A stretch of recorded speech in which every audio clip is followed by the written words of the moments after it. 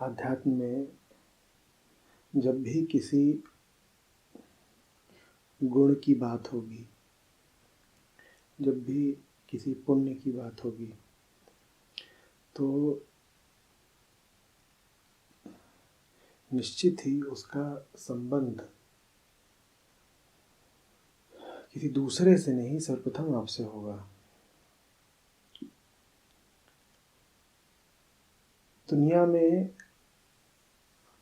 आपकी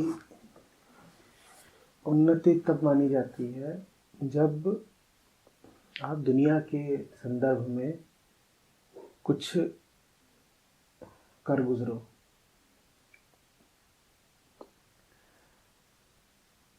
वहाँ पर क्षेत्र दुनिया को माना जाता है।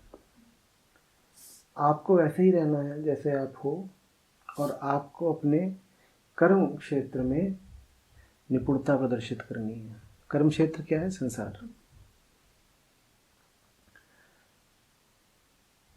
अध्यात्म में बात दूसरी होती है। यहाँ जो भी बेहतरी होती है, जो भी उन्नति होती है, वो दुनिया के संदर्भ में नहीं, दुनिया के पैमाने पर नहीं, अपने संदर्भ पर होती है। क्षमा किसी दूसरे को ख्याल में रख के प्रयुक्त किए जाने वाला शब्द नहीं है।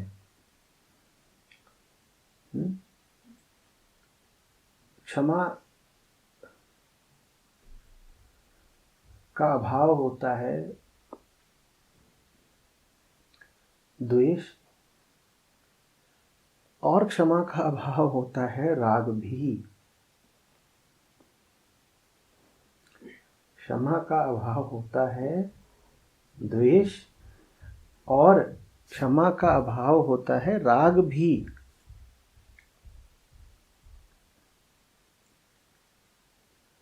तो क्षमा क्या हुई? क्षमा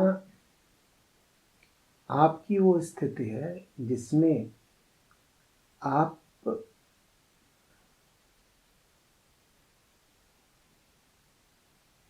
को चोट लगना संभव है, जिसमें आपकी पहचान, आपका आपा किसी ऐसी चीज़ के साथ जुड़ा हुआ है जो छोटी है, कमज़ोर है, और इसी कारण चोटिल हो सकती है। ये राग और द्वेष की स्थिति है। द्वेष का अर्थ होता है मैं जिस चीज़ से जुड़ा हुआ था, कुछ आया और उसको आहत करके चला गया।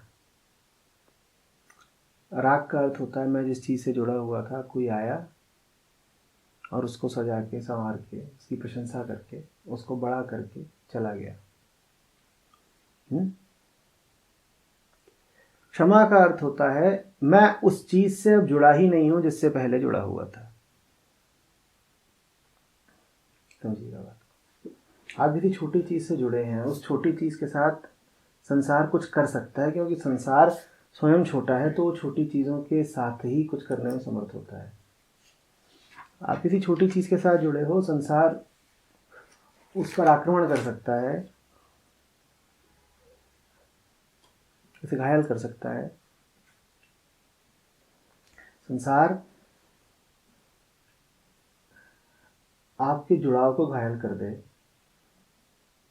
आपकी मैं भावना के विषय को घायल कर दे, इस स्थिति को कहते हैं द्वेष।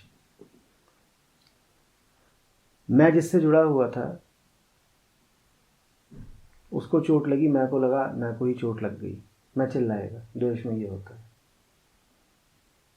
मैं जिससे जुड़ा हुआ था, संसार ने ये प्रदर्शित किया कि उसकी उन्नति हो गई, वो बड़ा हो गया, उसको सुरक्षा मिल गई वगैरह, तो मैं को लगा मैं ही बड़ा हो गया, मैं को लगा मैं को ही सुरक्षा मिल गई, मैं प्रसन्न हो गया। इसको कहते हैं राग। द्वेष में जो आता है मैं को छोटा करने, मन उससे भागता है। राग में जो आता है मैं को बड़ा करने, मन उसकी ओर खींचता है। क्षमा में न भागता है न खींचता है, क्योंकि न छोटे हो रहे हो न बड़े हो रहे हो। बात ये नहीं है कि दुनिया के लिए क्या नज़रिया है, बात ये है कि तुम कैसे हो। क्षमा का अर्थ ये नहीं है कि दूसरे वाले को माफ़ी इत्यादि दे दी। क्षमा का अर्थ है कि तुम ही जिससे बंधे चिपके और आसक्त बैठे थे, उससे आसक्ति नहीं रही। माफ़ी देते वक्त, क्षमा करते वक्त कभी ये ना कहेगा तुझे माफ़ कर दिया, क्योंकि क्षमा दूसरे के संदर्भ में कुछ किए जाने वाली चीज़ है ही नहीं। क्षमा का अर्थ होता है अपना ही जीर्णोद्धार।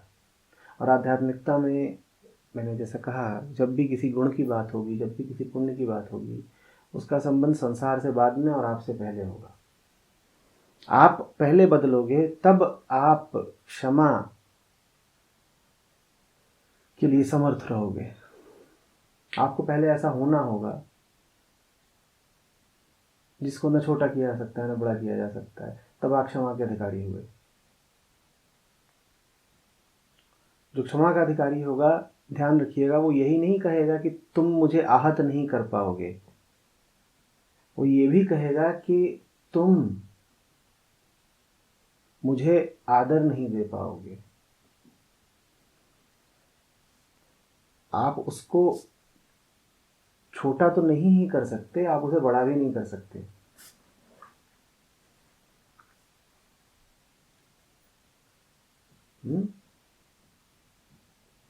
वो ये तो नहीं कहेगा कि तुमने बुरा किया मेरे साथ, वो ये भी नहीं कहेगा कि अहो भाव है मेरा कि तुमने बहुत अच्छा कर दिया मेरे साथ।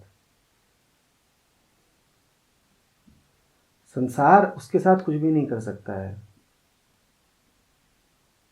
ना बुरा कर सकता है ना अच्छा कर सकता है। क्षमा का हम आमतौर पर यही पक्ष जानते हैं कि जाओ तुमने बुरा किया, मैंने माफ़ किया। क्षमा का दूसरा पक्ष भी उतना ही महत्वपूर्ण है। तुमने बुरा तो नहीं किया, और वो जो लोग मेरा अच्छा करना चाहते थे, मेरी भलाई करना चाहते थे, उन्होंने भी कुछ भला नहीं किया। जब तक दूसरे आपका कुछ भला कर सकते हैं, तब तक दूसरों में आपने ये शक्ति भी निहित कर दी है कि वो आपका कुछ बुरा कर दें। समझ रहे?